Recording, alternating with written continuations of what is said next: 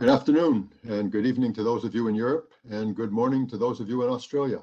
Welcome to session 4 of the ESIG 2021 Meteorology and Market Design for Grid Services workshop on the topic of global advances in forecasting today. I'm Charlie Smith, the Executive Director of ESIG, and I'll provide a few brief opening remarks. As I think you know by now, our workshop sessions are all being held online and are open to everyone. And I do want to let you know that we're planning our first major in-person event since the COVID outbreak last year, with a fall technical workshop in Austin, Texas, during the week of October 25th. Please mark your calendars and look for additional information in the near future. This workshop was planned with the input of our ESIG Offerings Committee, chaired by Bethany Frew of Engerer and Julia Matoivasan of ERCOT. The committee consists of the chairs of our 6 working groups and several of our board members. We have a great set of volunteers who really make ESIG what it is, and we encourage you to become involved if you're not already. You can find us on the web at esig.energy, send an email to info@esig.energy to get our monthly newsletter, and follow our activities on LinkedIn, Facebook, and Twitter. ESIG also serves a leadership role in the Global Power System Transformation Consortium, often called GPST, whose mission is to bring together key actors from around the world to catalyze a rapid, clean energy transition at unprecedented scope and scale. ESIG leads one of the 5 pillars that deals with the research agenda for the system operators.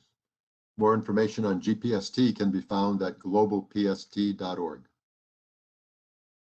Regarding logistics for today, I would ask you to note that our session 4 will be an hour and a half long. We had a lot of feedback that our 1-hour workshop sessions were too rushed, so we've moved to some longer formats for this workshop. We'll have 3 individual presentations of approximately 20 minutes each in the first part of the session, followed by approximately 25 minutes of discussion and Q&A after the last speaker. As we're doing with all of our webinars now, we'll be using the Slido platform for managing the Q&A. You should go to slido.com on your device and enter ESIG10 as the event code to ask your questions. Please be sure to indicate the person to whom you're addressing the question. The instructions are also at the bottom of the background slide for the webinar, and you'll be reminded by the session chair. You'll see a thumbs up button next to the question on Slido to allow you to vote on prioritizing the questions submitted. So please keep the questions coming during the presentations, and we'll address them at the end. We'll follow up with written answers to any questions we don't get to during the Q&A. Recognizing the limitations of a webinar with more than 100 people on the lines will be muted. So again, we ask you to use the Slido platform to ask your questions with ESIG10 as the event code. Today's session is titled Global Advances in Forecasting. We have a great lineup of practitioners from Europe, the US, and Australia who will be speaking, and I'm looking forward to a really great session. The session will be chaired by Jessica Harrison of MISO. Jessica is the Senior Director of R&D at MISO and was previously a consultant with DNV-GL. I noticed on her LinkedIn profile that we share something in common. She's also a graduate of MIT, only she graduated in the century after I did. Jessica is a familiar face at ESIG and brings a lot of good experience and insight. She's a good friend of ESIG, and I'm very happy that she's able to be here with us today.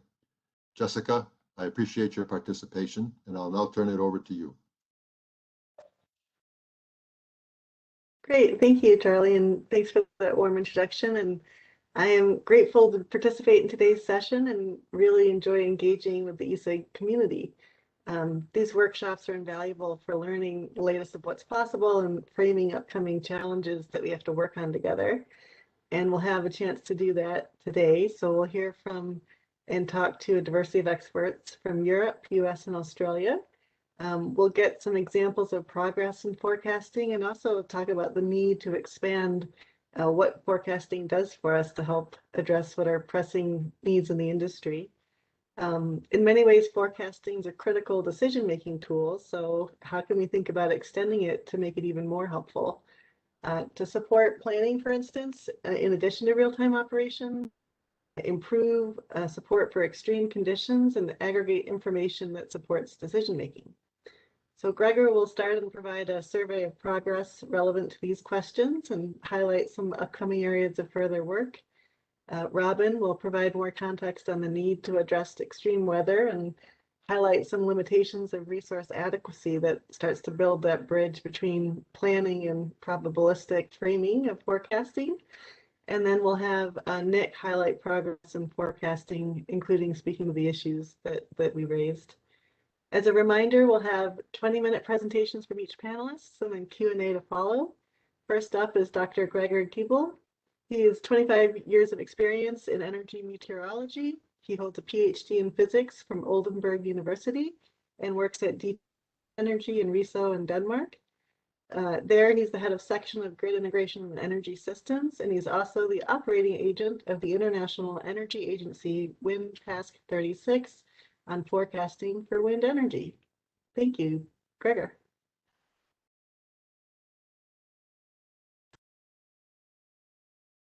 As mentioned, you'll be hearing. Hear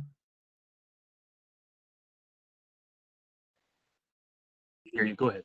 We can hear you. Okay, Gregor. good. Yeah, thank you. I'm at DTU Wind Energy, but obviously the International Energy Agency is a global community of people with a central hub and in many countries in Europe, but also in the Americas and in Asia, also in Australia. So I'm talking on behalf of that global community here. I'll be talking a little bit about what is IEA Wind Task 36. Then I'll be discussing some news, what we've been doing over the last few years. I'll have two very current topics. The one is a numerical weather prediction benchmark that we just launched and where you still can participate. And the other one is the current activity about forecasting games. We have heard in the last session on Tuesday from a number of people who are doing probabilistic forecasting and showed the methods of probabilistic forecasting. And one of them was Corinna Merlin, who did the talk about Ireland. But this time I'll be translating her message about the forecasting games and the gamification of probabilistic forecasts, for example, to make your supervisors alerted to probabilistic forecasts and the benefits of them. And then I have another couple of topics, updates on the IEA recommended practice, our flagship publication, and uncertainty propagation. And I'll talk a little bit about the next phase, what that's going to entail. As mentioned, we are essentially spanning the whole range of wind power forecasting, that is from the weather prediction as such, via power conversion and the services usually associated with the forecasts, up to the use of forecasts. So we're connecting about 250, 300 people from research organizations, from forecast providers, and from end users and other stakeholders. And then that layout that we're having also is reflected in the three work packages that we have. One is for weather prediction improvements, one for power and uncertainty forecasting, that's mostly the vendor run one, and one for optimal use of forecasting solutions. And obviously there's a lot of academics in all of the three as well. One thing that we worked quite a lot on, even though it's not really our international collaboration, is the IEC technical report on renewable energy power forecasting technology. And if you haven't seen that, it's 130 or so pages on especially wind and solar forecasting, and it is giving a quite good overview of it. Can be bought at the web store of the IEC. The other thing where we as a IEA Wind Task are trying to be helpful to the community is with the information portal. We're having a list of meteorological masts with 100 meter or higher wind measurements, which can be used, for example, for online verification of weather predictions. And that way, you can put that into your normal operation weather forecast validation, and don't have to do anything special or anything beyond the fact, after the fact, to actually get these metrics for heights which are relevant for wind power. The other thing that we started recently is a list of open weather data. More and more weather services are going the direction of actually opening up their weather data, and we've made the list of where do you find them, what's the domain size, how do you actually get hold of them, and so on. So if you're interested in adding another meteorological service to the weather forecasts that you're already getting, this is the place where to look. And for all of these information portal items, we're actually happy to get to know more about them. And if you have a tip for us, please come forward and send it to me or the people who are given on those pages. As mentioned, the one thing that's currently going on is the numerical weather prediction benchmark. There's the US case, which obviously comes from the WFIP2, the Wind Forecast Improvement Project 2, and is from the heavily instrumented site at the Columbia Gorge, where we're looking into one day in September 2016 and are trying to observe or to remodel mountain waves, which is a relatively complex phenomenon that's not so well modeled yet.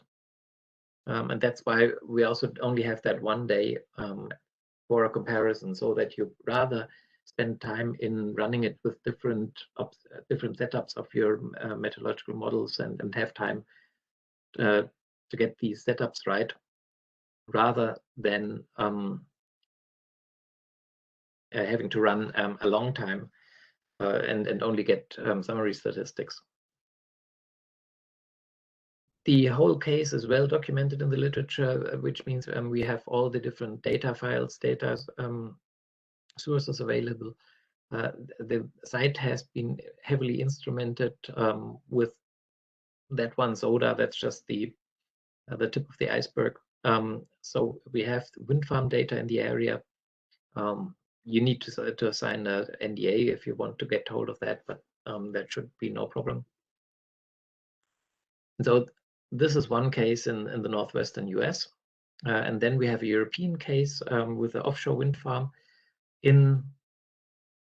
for an offshore wind farm, relatively complex terrain, because you have quite different amount of fetch all the way, whether the wind comes from here or from there, or whether the wind comes from there, makes quite a difference. You also have the FINO2 meteorological mast that's thankfully sponsored by the German ministry. And there we are trying to recreate 1 week in October 2020 with a power output every 15 minutes. If you want to participate in that one, and I hope that you would be interested, then send a mail to ia.forecasting.benchmark@groupsenrel.gov, and you will be helped that way. Otherwise, contact me. The benchmark is going to be a common benchmark. So in the way that one of the things that we've seen with previous benchmark for meteorology, we couldn't even agree on actually calculating the metrics the same way. Even if you had a nice lineup and write-up of how to use those, we've seen differences in how these were actually being produced. And that's why we actually started, or especially the good people at NREL started to build the iValidate framework, which is freely available on GitHub. And for the US mountain wave case, there's also a demo Jupyter notebook where you can plug in your own numerical weather prediction run results and get that work. So back to the smaller news, where our flagship publication, the Recommended Practice and Forecast Solution Selection, it has its outset in there are many forecasts out there, and how do I get hold of one that's actually good for me? And we've had that written in the last phase. The first phase of the task was 2016 to 18. Now we're ending the second phase, and we'll be looking for what to do in a new phase. I'll come to that.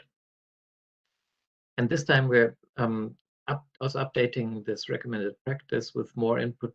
After we had more input from industry, especially, we'll be putting in more examples. We work together with the IEA task on PV forecasting from the IEA solar TCP. And there's going to be a new part on meteorological measurements and grid codes. The point here is that you have all these different meteorological measurements out there in the different wind farms and solar farms. And how do you actually get those data in? And it's not only about how to transmit the data to the TSO, but then further on to the Met service, so that the Met service should be able to work with it. But it's also traceability of instruments and of the quality of the instrument and of the data. So there's a lot more than just the data stream. Another thing is we just handed in a paper on uncertainty propagation. I think I'll hop over that. There's a broader paper that ties into some of the papers that we wrote over the last few years. One broader paper on uncertainty forecasting, and one pretty comprehensive paper on the use of probabilistic forecasting. But I promised you to tell you something about forecasting games and the gamification of probabilistic forecasts. We've had these probabilistic forecasts in meteorology since probably before 2000, and in wind power forecasting since about 2003 or 5 or so.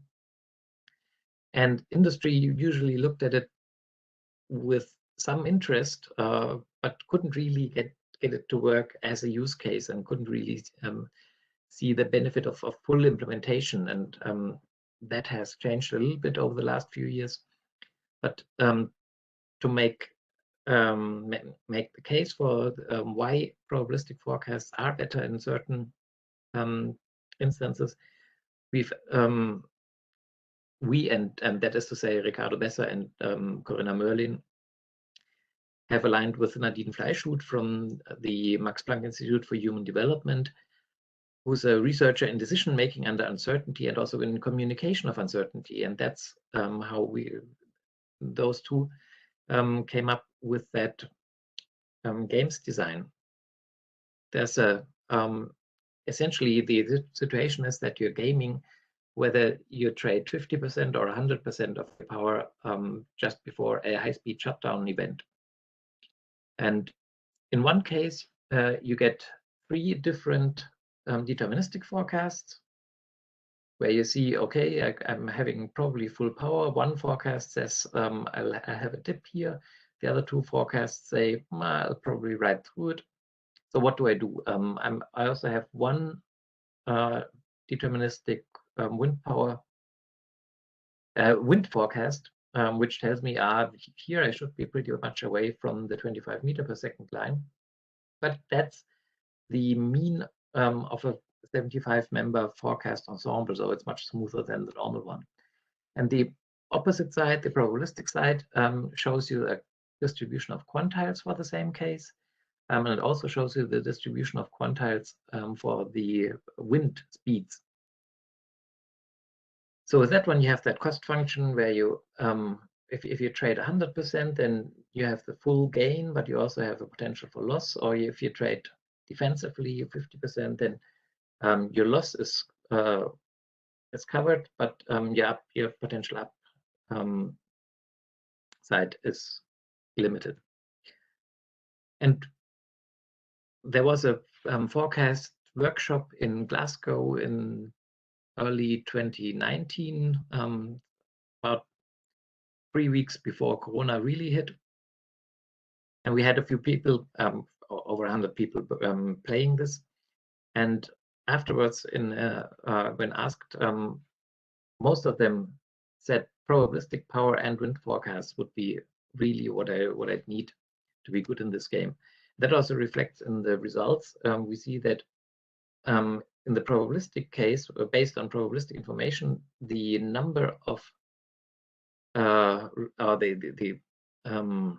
spread between the results is actually smaller, and the mean result is a good deal higher than if you only had the deterministic forecasts at your disposal. And that was a game that was relatively quickly put together.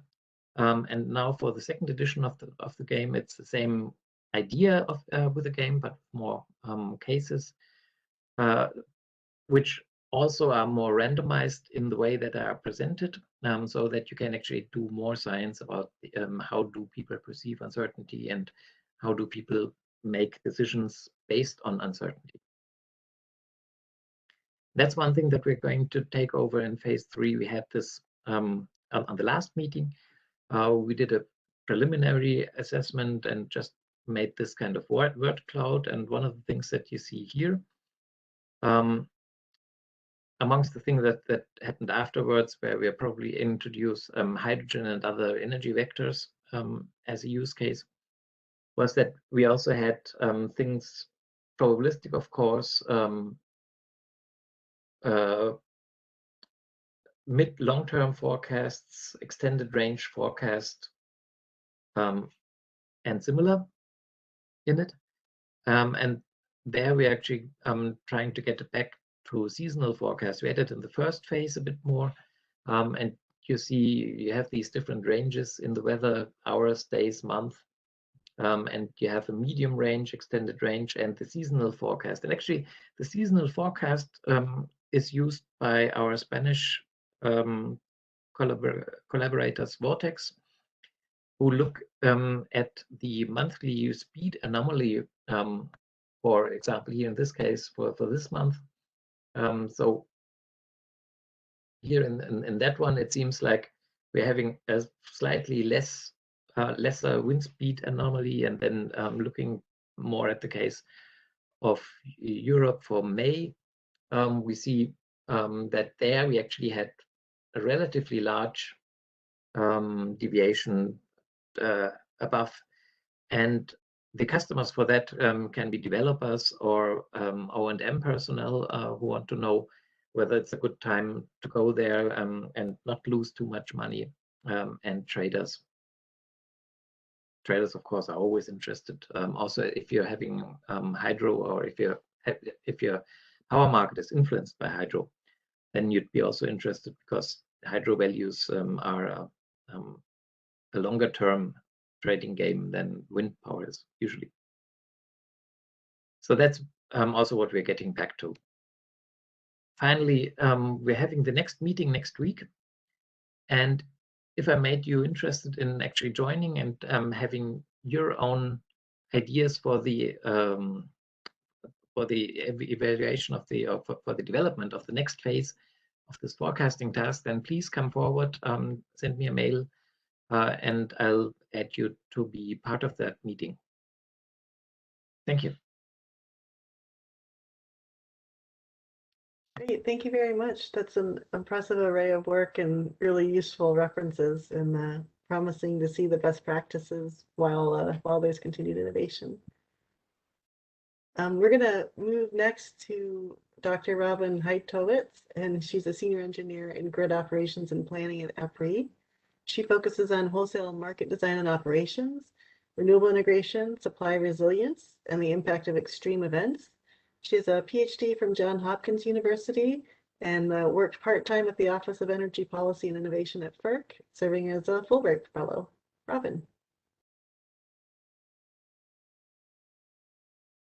Thank you very much, Jessica, and thank you to ESIG for inviting me to join this panel. You can probably tell by the title that I don't have forecasting in my title, so I'll preface it with saying that I will be focusing more on the impacts of extreme events and resource adequacy and trying to wrap in how forecasting can impact along the way. But I'll leave it to my fellow panelists to really talk to you about the advances in forecasting. So hopefully I can leave you with some places where forecasting can be integrated and they can tell you about the advances to get us there. I'd also like to thank some of my colleagues at EPRI for work in this area. Eamon Lanoy, Eric Ela, Aidan Tui all have done aspects of this work, so I'd like to thank them. So since the focus of this panel was on forecasting, I wanted to give a very brief background on resource adequacy and resilience. Knowing that there are probably folks on the line who know a lot about resource adequacy, and so I'm not getting into too much of the detail, but hopefully just incorporating elements and where it connects. So when we think about resource adequacy, the first question that we kind of need to ask is the bigger picture: what is actually being assessed? You know, when we want to map future supply, future demand with supply.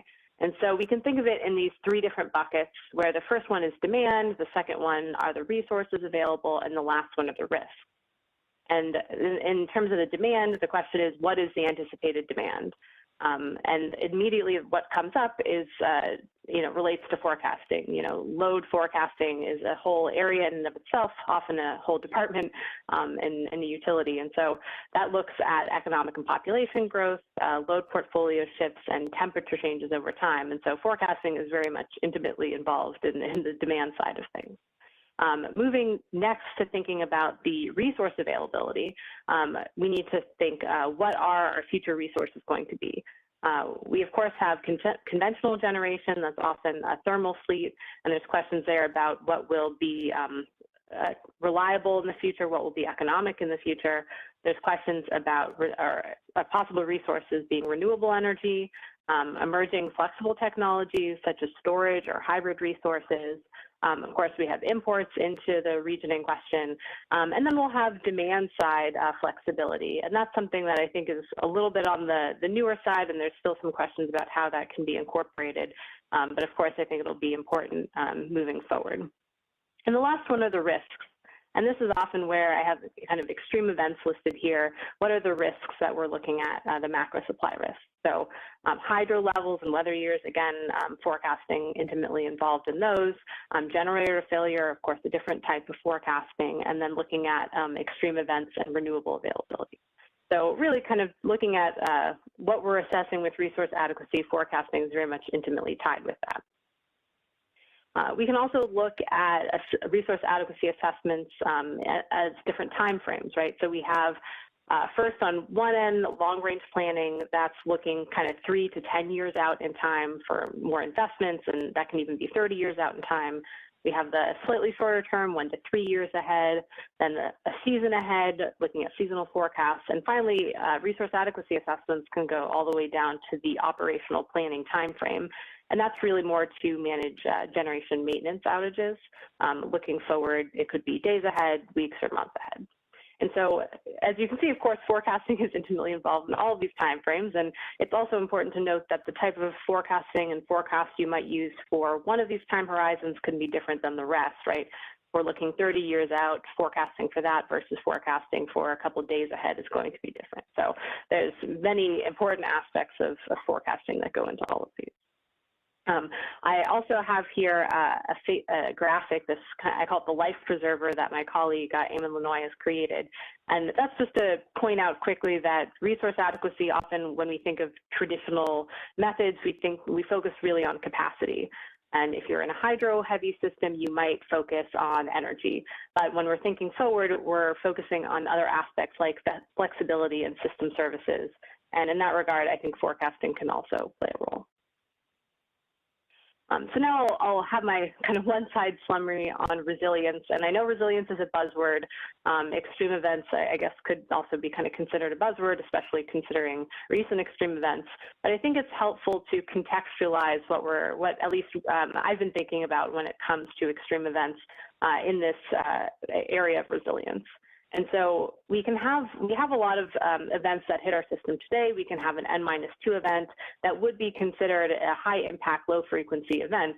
And oftentimes we already have kind of metrics and solutions to deal with that in the reliability and restoration recovery framework. So we have many reliability metrics, many of them are federal.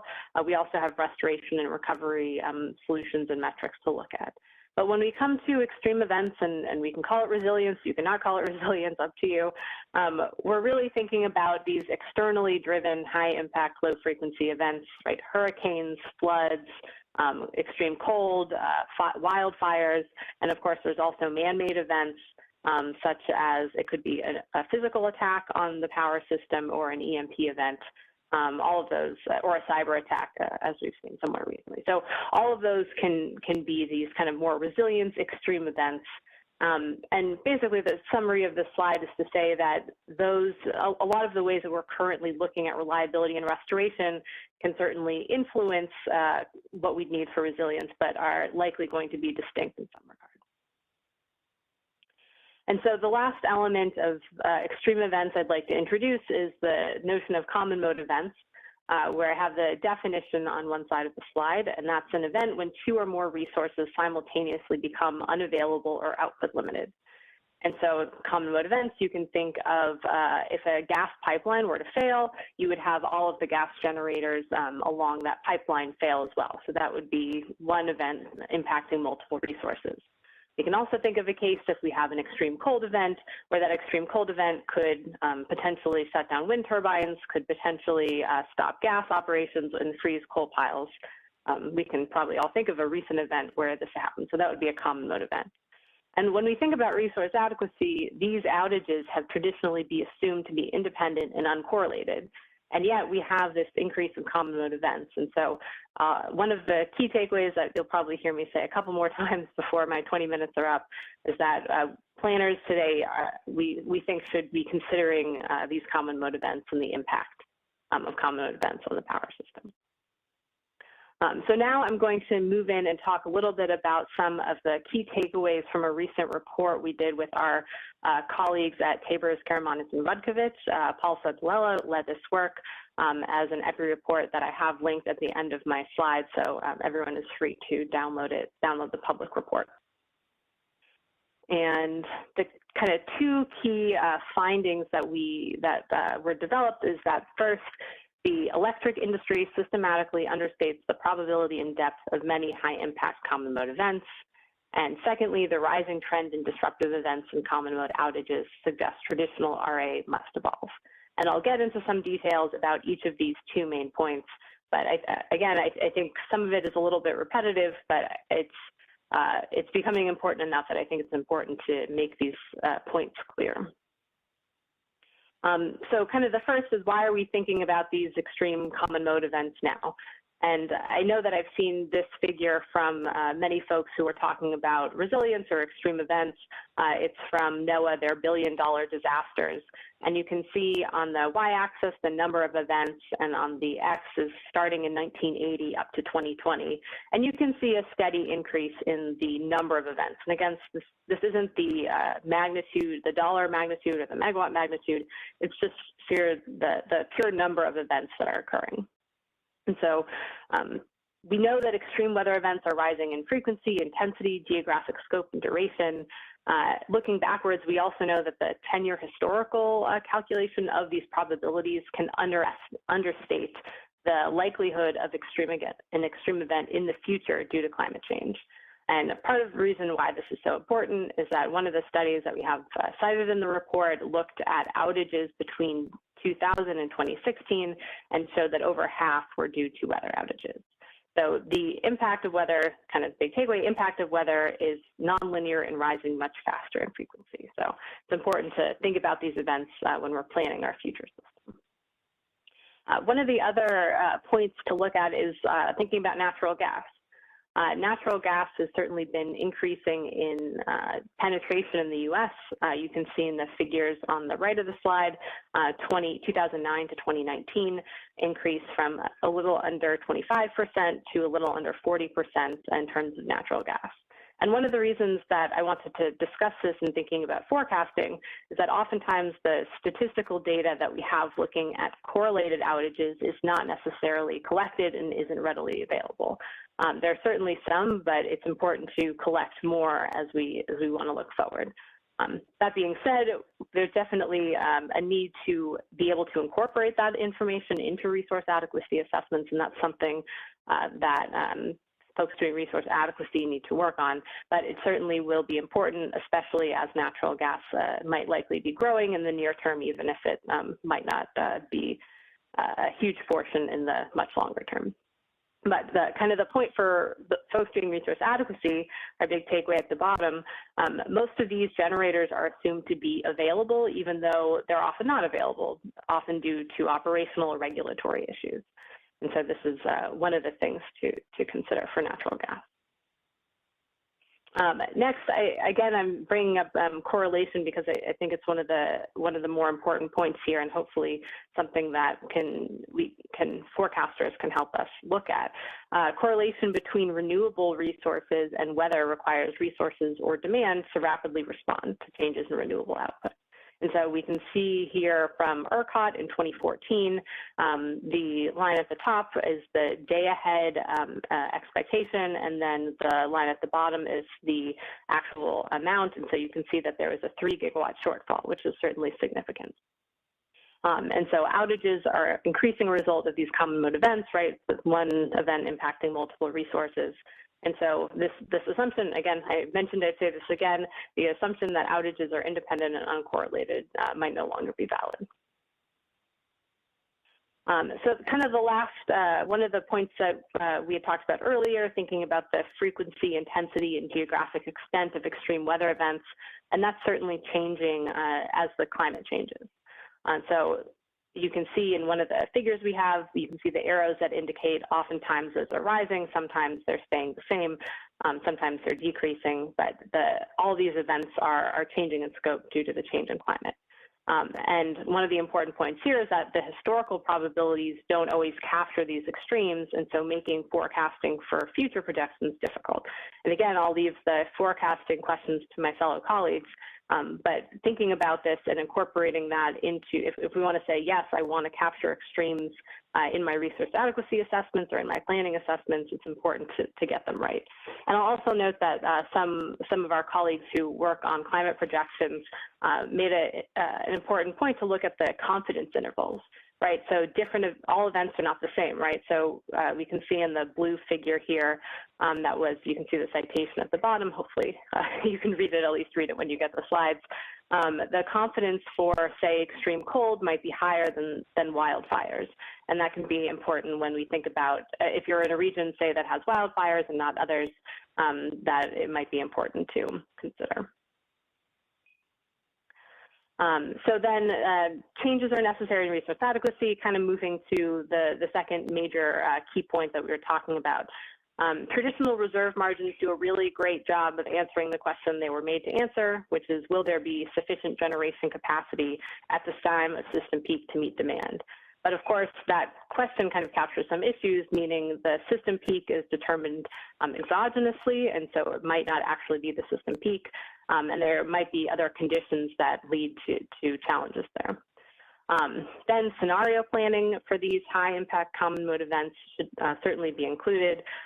Looking at regionally specific scenarios, kind of the example of extreme cold and wildfires. I myself live in California, so wildfires are certainly a concern, extreme cold less so. And so thinking about resource adequacy as we move forward should reflect the depth, duration, and economic costs of unserved energy and account for these common mode events. And one of the ways to do that and to think about that is to really move from what we've been doing traditionally that can involve some scenario analysis to really incorporate probabilistic and stochastic methods and models. And so stochastic programming, as I'm sure many folks on the line are aware, would be able to endogenously capture those uncertainties rather than make some exogenous decisions. So we can capture whether it be load, outages, natural gas prices, or impacts of solar and wind, be able to endogenously consider that. And so moving forward, we think that it's likely that we should be considering these alternative methods or progressive methods in order to capture the impacts. And not to say that there aren't tools out there, but it's also a problem getting them adopted more widely. And so just in thinking of kind of some of the solutions, I wanted to show some of the work that we're doing at EPRI. And I think this also incorporates aspects of thinking about forecasting when it comes into not just resource adequacy, but also in planning. And so we have folks that work at EPRI that really focus on the climate projection side. So you can see on the far left of the slide, looking at the chronic or long-term trends, the variability, the acute and extreme events, and then using some of those projections to feed into many of the other planning models that we have. So we have a model called US Regen, which is our long-term planning model, that also has an end-use model, which of course both of these are intimately use forecasting in order to give some of the input data. And of course there's also some applications to transmission planning and operations. And I am happy to connect any folks that are interested in getting in touch with our climate experts to put them in touch together. As I come to, I think, the end of my time, I wanted to make a couple last points. And one, I think at EPRI we often like to use the slide to just emphasize the importance of resilience, and we can think of that as incorporating extreme events. And of course, it can be broader than that.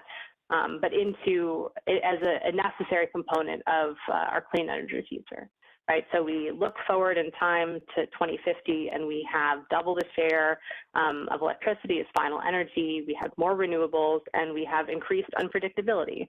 And here's where, of course, forecasting comes into play, because we not only have unpredictability due to just climate changing, but there's also technology and policy and societal trends that all influence planning. And so kind of ending takeaway, grid planning and operational practices certainly must evolve. And I think this probably is my last slide. I'll just quickly mention that that EPRI, we have a multi-year project starting that's looking at the future of resource adequacy. I think folks might have even seen this slide from some of my colleagues. Aidan Tui runs this. So if anyone is interested in an initiative moving forward looking at the future of resource adequacy, feel free to get in touch with me or with Aidan. And here are the free reports that I mentioned that are likely relevant for this presentation that anyone can download. And with that, I will turn it back over to Jessica. Thank you. Great, thanks, Robin. And nice to innovate in this area of resiliency, extreme weather. So thank you. Next, we'll hear from Dr. Nick Engerer. He's the Chief Technology Officer, co-founder of Solcast, a global solar irradiance and power forecasting data company. He holds a PhD in solar radiation modeling and forecasting, and he's managed a portfolio of over $5 million in applied R&D funding, and he enjoys bridging the gap between science and technology. Thank you, Jessica. Yes, I am. I managed to wake up this morning from Australia. And if you're lucky, you'll get to hear my special guest, my rooster. So we'll see. He was just crowing recently. I like to add a bit of a character to my talks. There you go. That's how I'm going to do it today. So good afternoon, everyone. It's been really interesting to listen to the previous presentations, particularly talking about extreme weather and resilience, because I'm going to talk to you today about a state called South Australia, which is obviously a part of Australia, one of our states, great states here in Australia, where extreme weather and challenge is part of the day-to-day experience. And so one of the things that we have been doing at Solcast is working on a big project down in South Australia, and that's going to be the focus of my presentation today. And that project has been focusing on the Nowcasting horizon, which would be defined as a few minutes ahead of time out to a few hours ahead of time. And really, this is actually an unsolved problem in renewable energy forecasting and weather forecasting more generally. So being able to produce high quality weather forecasts that are in the nowcast horizon is already a fundamental challenge, let alone the renewable energy side of things. So who are we? Who is Solcast? We operate globally. We have clients around the world operating something on the order of 40 gigawatts in the portfolio of sites that we provide forecasting data for. and have around 15,000 users that access our data from our API services. So we are in the with respect to the many other providers, we're newer in this space. But we've been around since 2016 and are really focused on the satellite nowcasting challenges, and have been having some success with being innovative in how we're approaching cloud detection and modeling, which I'll tell you a little bit about today. So let me talk about South Australia. Depending on how you count, and this is really how we're modeling it, there's a 20 large wind farms in South Australia. There's over 2 gigawatts of solar, more than half of which is rooftop scale, which is quite impressive. And this has led to some significant operational challenges from the Australia Energy Market Operator, AEMO, as you'll hear me refer to them, and was one of the reasons that motivated them to get involved with this project that we're leading. And in particular, they've started to really understand that the movement of cloud fronts, or as their COO, Michael Gatt, said, is that the movement of large cloud banks over South Australia, which can quickly impact rooftop solar generation. So this balance is actually getting quite interesting in South Australia because, as I'll show in some upcoming slides, the energy mix there is a little bit atypical. And there's a real strong need to improve situational awareness and being able to understand what's happening across South Australia, but not only South Australia, but how that state connects back to the greater national electricity market in Australia. So this is just a network map of South Australia. There's 2 interconnectors that run off to neighboring states off to the right side of the map. Those are actually fairly undersized, however. And it was actually just announced yesterday that we're finally moving ahead on a very large, expensive project to add another interconnector to this state. But the interesting thing about South Australia is that besides the solar, wind, and batteries, there's no what we would typically or traditionally refer to as base load coal, which we know that term is a bit dated. And everything else is supplied by various natural gas plants. And another interesting aspect about it is that the wind generation, is these little green dots here in this map, is relatively concentrated. This is not a exceptionally large region. You'll be able to see it spatially in some of the maps that I'm going to show with cloud animations coming up. And if we zoom in, you can see like we have a significant amount of this wind resource located pretty close together. Particularly interesting, it's kind of on a longitudinal axis. And as we look even further in on this region around Adelaide, where most of the population lives, that's where our rooftop solar is. So having 1.16 gigawatts of solar installations below 10 kilowatts and 979 megawatts over 100 kilowatts, most of which is medium scale sites, not large scale solar farms. There's only a handful of large scale solar farms, means that we have a significant amount of rooftop solar, this being the percentages by postcode of penetration in terms of the number of residences that have rooftop solar installed, over here being our capacities. Again, zooming in on that little star given you earlier relative to the map up there on the right. This is a fairly concentrated resource of distributed solar. So it's very prone to being obscured by cloud cover quite quickly, which makes it a very interesting forecasting challenge when you have this much rooftop solar. So one of the things that was identified in our collaborations with AEMO and our project partners on this was some really great work that they had done looking at the challenges in the nowcasting horizon. And it was very apparent to them, given the forecasting solutions that they had in place, that there was a significant lack of skill on the 5-minute ahead to 6-hour ahead or so ahead forecasts. And again, this is a generally known problem. Many of my colleagues are working on this, and this is exactly where this project was focusing on innovating. How do we get past simple persistence-based or statistical nudging or other short-term regressive models and fill that gap in between when a weather model starts to pick up value and give us a really good valuable forecast, and not just for solar, but for wind as well.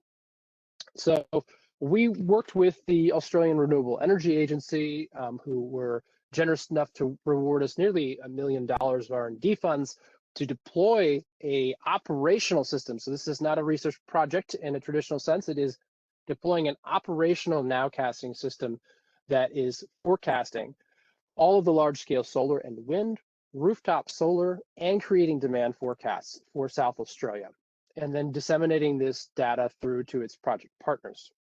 And the project partnerships have actually been, and you have followed my work over the years know that I like to have big collaborative projects. I think that's how we get awesome things done. And so we've worked not only with AEMO, as I mentioned earlier, but also two of our energy retailers, which is, you could kind of think of them as a utility, Snowy Hydro and Energy Australia. And then also SA Power Networks, who are the distribution network in South Australia. They are doing some really impressive work accessing our data and managing virtual power plants that I think would be a great topic of discussion this time next year in our workshop. And then working with Tesla Forecasting Asia Pacific to do the load forecasting. So they're providing the demand forecasts that I'll show you some examples of coming up.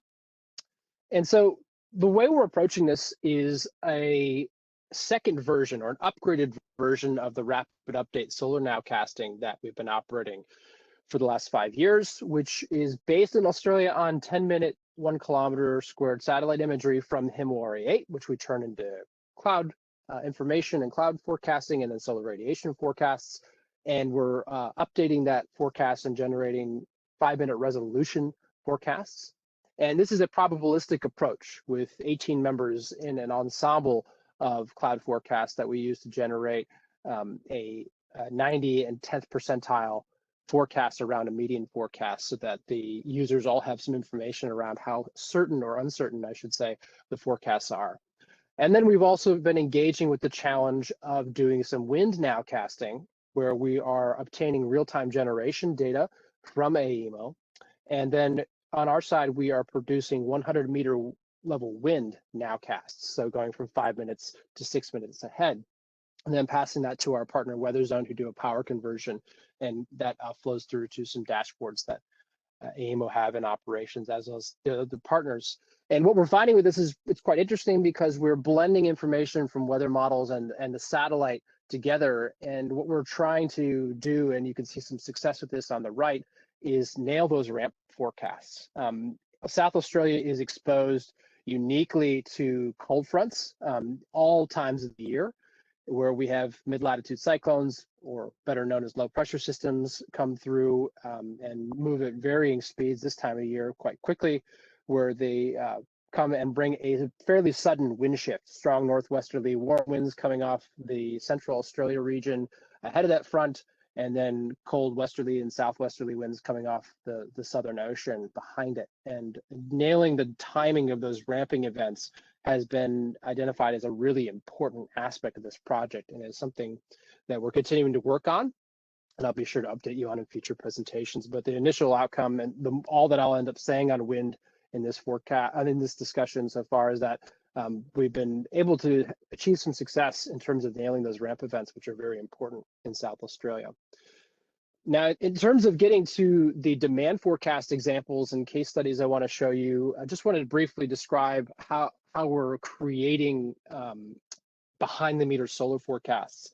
So our approach to behind the meter solar forecasts grows out of work I did in my PhD, where we're modeling PV systems at the most granular level that we can get data for, individual PV systems wherever possible, and using the local solar radiance and weather information from our satellite nowcasting system, along with some information about those solar PV systems and their performance in general, we're then pulling together those individual system generation profiles and forecasts into what we call a grid aggregation. So that's the name of the behind the meter solar product that we operate. And in South Australia, we're producing a number of these groupings depending on which partner we're dealing with. But in general, what's happening here is we're taking all those individual systems, modeling them, pooling together their power outputs, and saying, in this given region of the market, there is X megawatts of solar available now through the next 5 minutes to the next 6 hours, and then providing that to our partner Tesla Forecasting. And so Tesla Forecasting is a load forecasting company, and they are consuming the rooftop solar information from us to combine that with the operational demand forecast that they produce, and then producing not only, so there's basically two versions that go to AEMO. There's a traditional one that does not have the rooftop solar data included, and then there's a native demand one that does include the rooftop solar forecasting from Solcast. And this is what we end up pitting against one another just to see what kind of value we can add in bringing that satellite-based nowcasting into the demand forecast in South Australia. And what we've found is that, I'm going to show you two case studies today, is that there's been a wide number of situations where weather forecasting ends up, the accurate solar forecasting ends up being quite important for getting these demand forecasts right, particularly in extreme events. So South Australia, as well as the broader network that South Australia is connected to, the national electricity market, experiences significant heat waves, as you can imagine. Most people, when they think of Australia, they think of some place that's quite hot and dry. Really, regional Australia, where everyone lives on, excuse me, not regional Australia, the coastal Australia, where most everyone lives, is very verdant, very lush, fairly humid. And it's these days where we get the hot central air blown over the urban regions that really crank the demand up in terms of aircon units, et cetera. And one of the most important things that we can do is actually accurately forecast the daily peak demand magnitude and timing. And what's interesting is that we're finding through this rapid update solar nowcasting approach, getting into the demand forecast, is that it's really important on these days with dynamic conditions where the prefrontal advection of warm, hot, dry air is moving ahead of the cold front, is to get the clouds right. So in this particular case, where on the right you can see the in-house model in green over predicted the demand for the day, whereas the project estimate in orange became much closer to that. The reason for that really was because we were capturing prefrontal convection that's occurring. So again, this is South Australia here in this map, Adelaide down here where we had a little star earlier, and we could see some storms that were generating ahead of the front as it came through, meaning that less solar radiation was making it down to heat up the surface, and it was cooler than we thought. And so that bringing in this cloud information in real time and updating it rapidly adds to the value in terms of nailing the peak demand events, particularly when the weather's dynamic and there's some cloud cover involved. Pardon me. Now here's another one. This one's actually quite significant in terms of the impact it had on the network. Actually, the date on the top of this is wrong. This is from a date in January, so we're getting into summer. We're in South Australia. There was a fast-moving cold front with extensive cloud cover that moved through, and I'll show you an animation of that coming up. And what happened actually was some very large, quick ramping up and down of that concentrated solar resource that we were looking at earlier in and around Adelaide, including a ramping down of around 300 megawatts of generation in around 60 minutes, and then ramping back up at around 500 megawatts in under an hour as well. So this is a really significant change quite quickly in terms of what the market's ready to adapt. And in this particular day, there was multiple layers of cloud that were very hard to forecast. And as I'll show you in this example here, because of the way we're approaching it, updating it, try to include considerations for how clouds are growing or decaying or generating over time, we were actually able to do a really good job with this forecast. A bit of a miss in some of the high-level cloud, but being able to capture the general features and timing of particular leading part of the cloud and very sharp drop cloud cover. You can see back end of the forecast where the dry slot of air coming around and wrapping into a low pressure system is present, and that becomes really sharp edges of the cloud bands as they move through. It's actually fairly common in Australia. So we really did well with this forecast. There's a number of other events that have gone exceptionally well that I could point to as well, but this one was so relevant because of its very significant impact on the demand. So you can see, as I've added up on the top of the image, the blue line on top is the demand forecast that includes the rooftop solar nowcasting.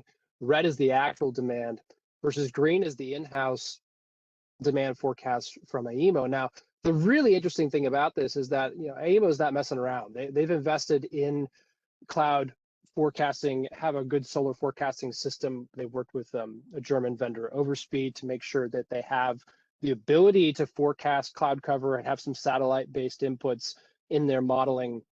But ultimately, one of the things that we're finding with this project and how we're demonstrating the value of not just having cloud motion vector type forecasts or satellite-based forecasts in your model, but having rapidly updating high resolution probabilistic data that is really capturing cloud features in a true meteorological sense.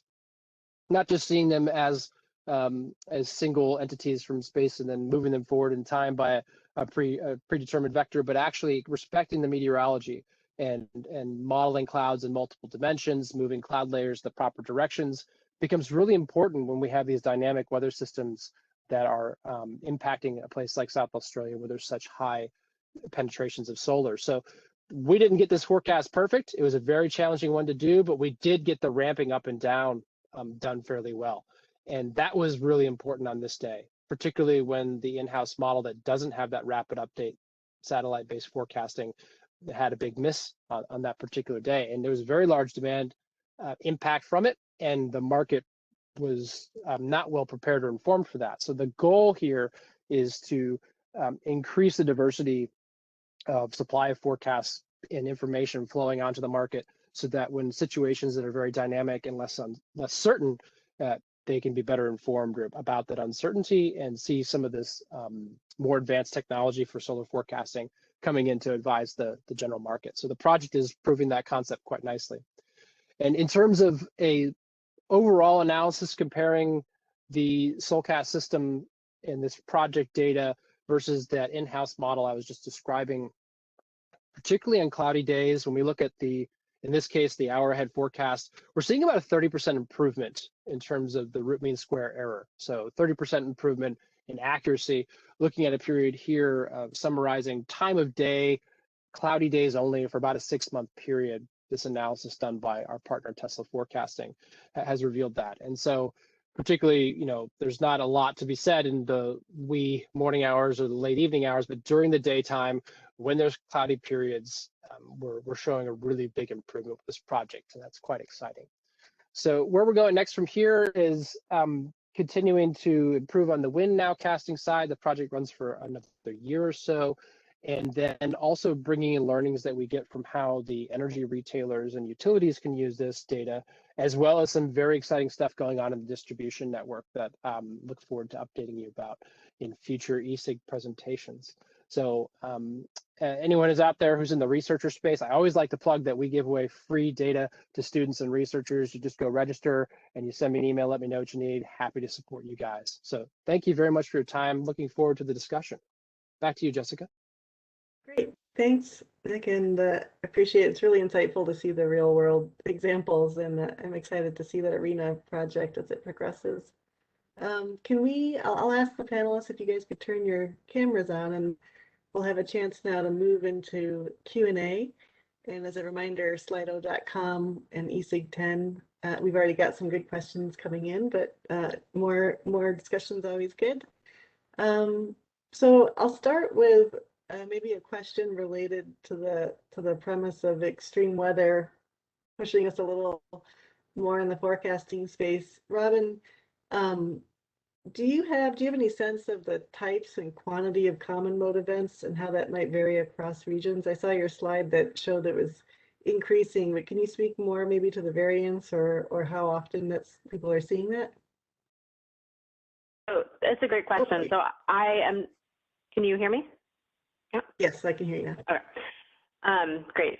So that's a really great question, and I don't know that I can speak too much to the quantitative amount. I'm sure that some of the references we have can speak a little bit more to the quantitative, but thinking qualitatively about what the difference is between events, right? There's different elements that we need to bring in, right? We need to bring in some historical data to get some understanding, but then of course we need to be able to adjust that with climate science. And of course that is a very regional impact. And so I know that there are a fair number of weather models. I know NREL has some. I know that they're one that's being developed by a bunch of folks to understand kind of where the history and the climate science can come together, and maybe my fellow panelists can speak to that a bit more. But I think the other thing that's important to consider in this, and again qualitatively, is thinking about how it's going to impact the power system, right? So not all weather events are going to have the same magnitude of impact on the power system, and so it's something probably important to consider depending on the region that you're in. And what kind of event that is. And there's been, I know, some good work from one of my former colleagues, Andrea Spade, on that. And then kind of the other things that I would think about when it comes to this question is thinking about natural gas availability. And so, of course, that's a fairly major extreme event, and the natural gas network looks different in different parts of the region. And so I think that that's kind of a different element than necessarily looking at weather or climate science by itself. And then lastly, something that again is a little less on the forecasting side, but important for consideration of extreme events, is thinking about, I would say maybe the regulatory or policy structure, and that is weatherization being enforced by an entity? Is it being incentivized, or are there incentives for other means in order to kind of combat some of the extreme events? So, right, if you have incentives for dual fuel capability, that can help reduce the impact of some kinds of extreme events. And maybe if we're looking at that, and especially if you're solely looking at the impacts on the power system, that's elements to consider. So I'm curious if my panelists have thoughts more on the forecasting end of that side. Gregor or Nick, any thoughts there?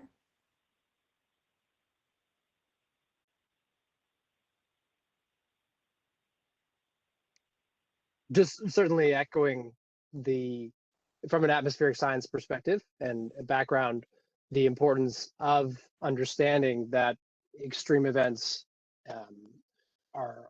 I really thought a really good point earlier that was made when you were talking about the number of billion-dollar events that are occurring is increasing with time. You know, within the specter of changing climate, we also have continual change of the planet and spreading out of humans and the infrastructure. This is always going to continue to be the trend. We're very far away from any sort of ability to significantly influence the weather in any way where we could mitigate those challenges. So it's about adaptation, it's about planning. And it's a situation where, you know, for example, there's some big challenges in the southern U.S. Not too long ago with wintry weather.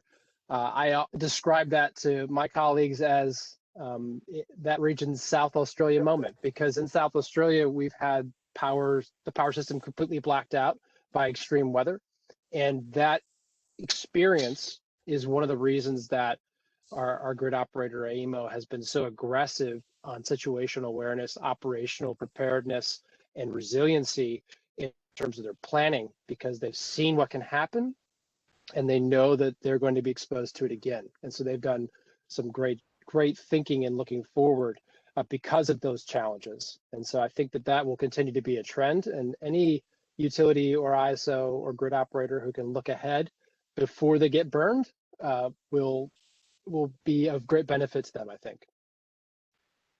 I couldn't agree more. I think maybe I'll follow up that quickly, which is, Robin, you talked about reconciling these different, there are these different time frames of testing from even in the RA perspective, which is still fairly large.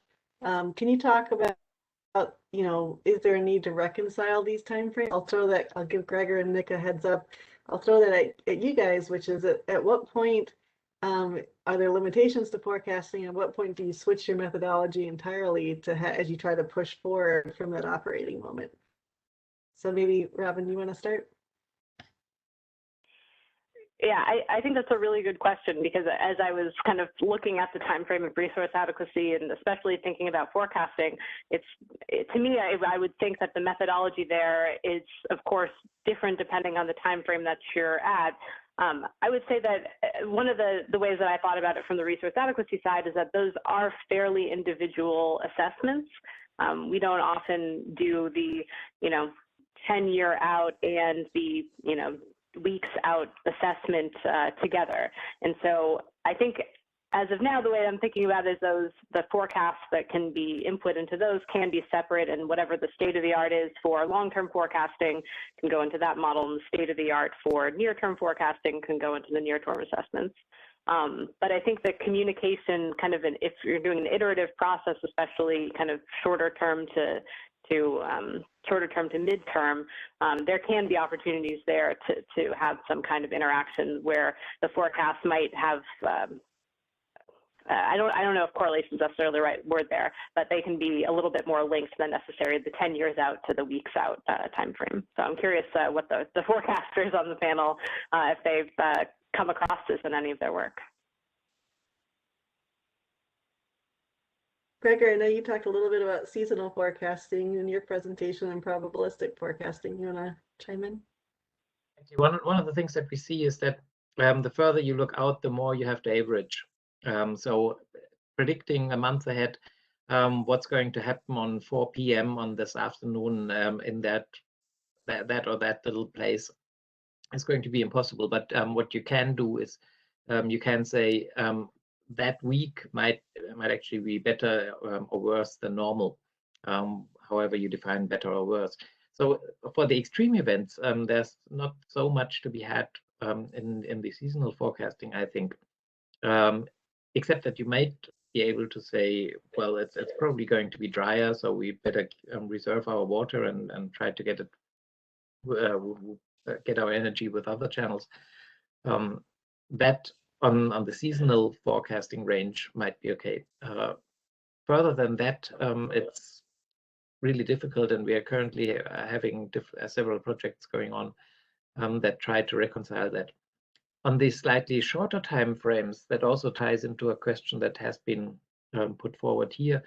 We're actually trying to do seamless forecasting. That's especially the Smart for Rest project, and previous speaker, Pierre Pinson, and his group, but also the group in Armin around George Karinatakis that does that.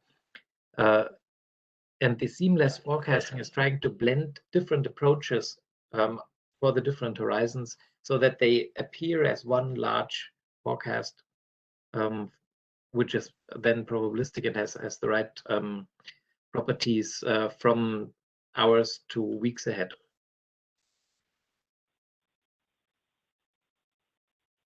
I think what the very end of what Gregor was just discussing in terms of the seamless forecasting is certainly what the user wants, what the customer wants, because it's their expectation. They can look at a simple time, continuous time series forward projection. Whereas when you get into the science of it, it's observations, then it's short-term statistical model, then it's some sort of dynamical nowcasting model, and then it's weather models, and then it's climate models are all the way out in the far ends. So there's a lot going into that, and there's varying levels of certainty, but it is about what the downstream user needs to consume for their decision making. That is our job as forecasters and forecast providers and researchers to figure out really the answer to the question, what's the best for decision making? So I think that this is a really interesting point that Gregor's made. One question here maybe as a follow-on to that. Can you talk a little bit more, Nick, about how AEMO is using the forecast that you're generating in the market dispatch? And again, maybe differentiating, you've got this sort of nowcasting piece, but you're also trying to reach out 6 hours ahead. Yeah, so this is actually part of the contributions from AEMO to this research project has been their investment in being able to diversify their forecasting information. So we know from more mature markets in Europe or parts of the US that bringing in more than one forecast, bringing in multiple forecast providers and technologies is a really important part of having a more holistic view of what may happen in the near future. So as a part of this project, they're evaluating this data, they're giving us feedback, and ultimately are creating the technology that's required to not only send out that real-time wind measurement data I was talking about earlier, but also accept more forecasts into their decision-making environment. And for them to also go through the exercise of figuring out how to use that information in a way that impacts their day-to-day operations. So that's about as far as I can go to commenting on what AEMO is doing without involving them in more detail. But it's an important part of the growth process for any grid operator as they start to use forecasts from their very first forecast through to realizing that just one forecast doesn't cut it and we need to diversify. It's a learning process of looking at that data, understanding its limitations and how to interpret it. And I think that the relationship that you work through to help that grid operator and its operations room to understand forecasting uncertainty, the limitations of forecasting is a really, really important part of the collaboration that we probably don't talk about enough, honestly. Maybe that might be a good topic in the future. And sorry, Jessica, you have to remind me, what exactly was the second part of your question? No, I think you answered it. There is the question of how was it being used in AEMO, and then I think related to that was that you're giving them different time frames for forecasting too. But it sounds like you're saying diversification, and obviously anything you can do to support decision making with the limitations that you're ultimately going to have. You talked about multiple time series, and we've got two questions related to that. One maybe for Gregor, which is you talk about selection of forecasting and benchmarking. So how do you deal with this notion of multiple forecasts coming in? And then there's another question about, are there ways to try to best practices around merging these sources of information? Having several forecasts that come in are best served in a probabilistic framework. So if you have 3, 5, ideally like VPROC does it, 75 different ensemble members, and maybe even can distinguish them in terms of their past performance for a particular site or for a particular weather pattern, then you can get the probabilistic distribution, the future distribution out of it, and then establish whether you actually have a relatively certain or relatively uncertain weather situation, which then could be used for the resource adequacy or trading or whatever your problem is. The ways to actually combine that, there's a lot of different possibilities in the literature. Like one of the last ones was to use some cupulas and combine the different approaches. If you're looking at the same time, if you're looking at trying to combine from different times, different look-ahead times, then we are back to that seamless forecasting. Right. Well, this gets to another question here about availability of data. So if we're thinking about multiple timeframes for forecasting, and we're thinking about aggregation across load and wind and solar and all these wind farms, so there's a question of is that availability of data a bottleneck to improve forecasting? And then Nick, I heard you say you're actively trying to address that by giving researchers access to data. So maybe could either of you speak to that question of bottlenecks for improving forecasting and availability of data?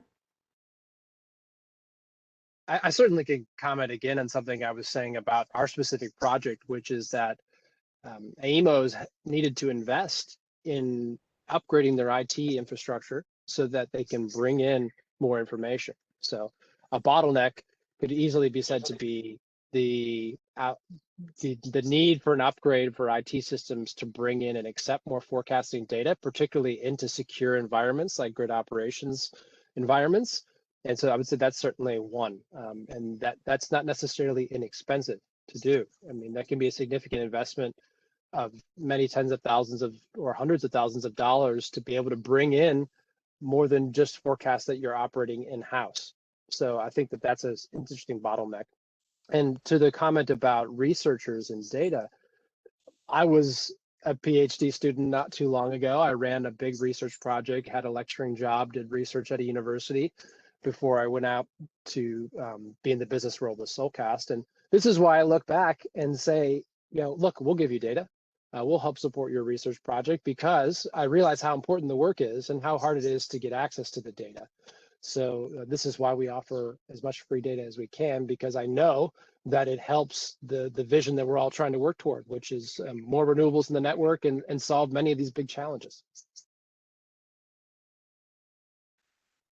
Yeah, I can only support Nick in his open attitude, because any researcher here knows that problem of actually getting access to data. In Europe, we are probably relatively good in publishing data after the fact, but we're not that good in establishing the live data streams that might be really the interesting things.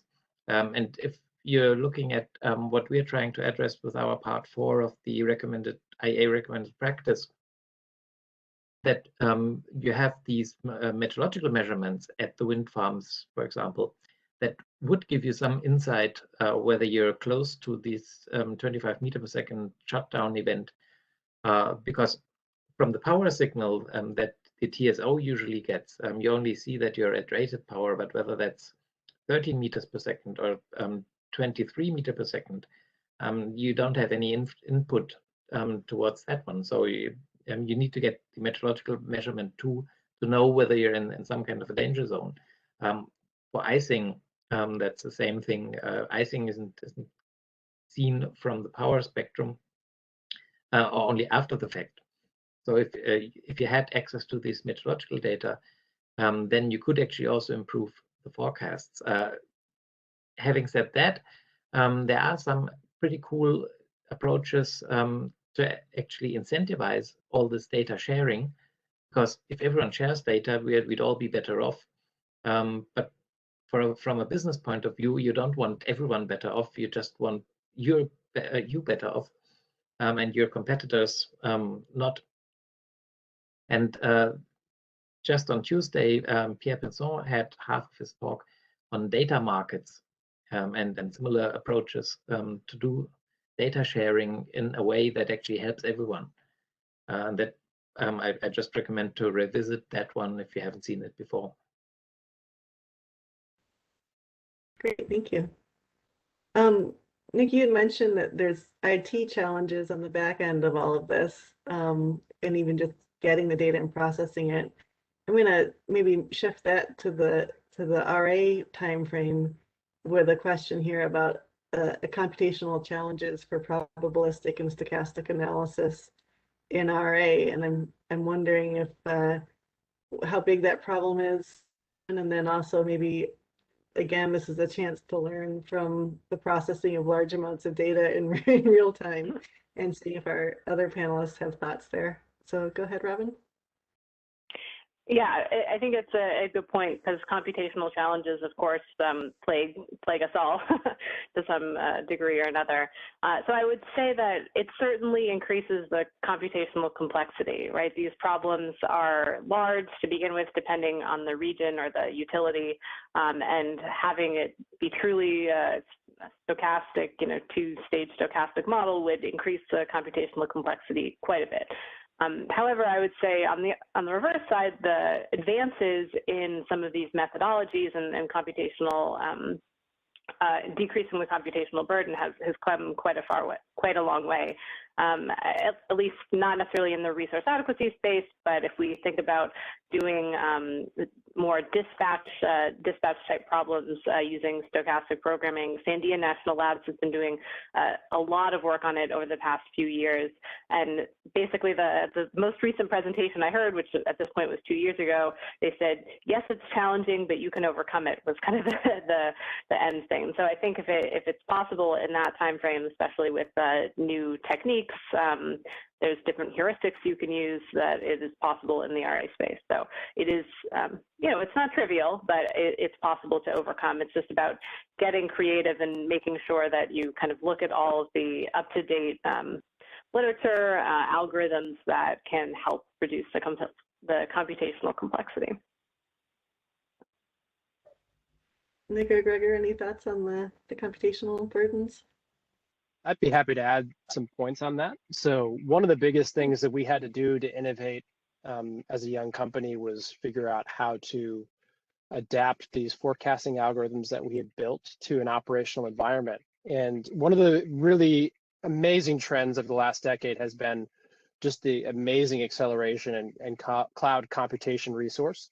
And so we've chosen to go with AWS, Amazon Web Services, for our build. There's various other options, but these are incredible resources. And we've been able to leverage solutions that have been used previously by groups like Uber in terms of dynamic databases, elastic instances that grow and shrink as you need them to run in real time, and a number of other things that I won't go into just for the courtesy of time. But it's allowed us we crunch 600 million forecasts an hour around the world. We process 10 terabytes of satellite data a month. We store many more terabytes worth of data online in the cloud. And so these are just numbers that I'm putting out there, not just because they're impressive, but because they're big, but they're doable. So that is what the cloud is making possible.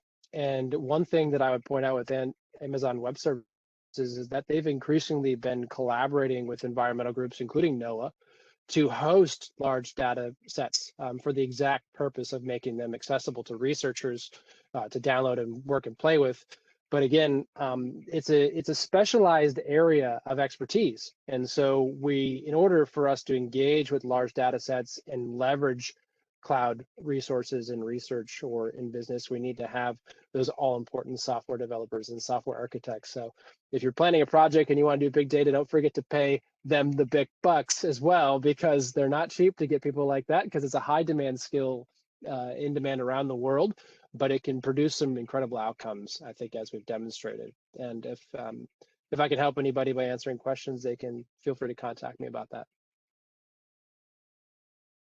And I think in a similar regard, there are a lot of advances in terms of taking problems like these and parallelizing them. And so, right, in order to run on HPC or on cloud services. So there's certainly parallels in the modeling, RA, modeling long-term planning world there as well. Gregor, any other thoughts there? Or I've got one more topic that I can squeeze in if we have enough time. But any thoughts on that last issue? Well, I'm obviously also here the advocate of the meteorological community, and the meteorological models always get every few years a new computer, and that one then will solve new problems and partly also do new problems, create new problems, but usually it will solve new problems, and then we have to see how we actually use all this computing power. But so far, it's on a trajectory up. And for the weather services, having their own computer still is currently the best option. Great. All right, last question, and then I'll give you a chance for any closing statements or thoughts. We have two questions around storage.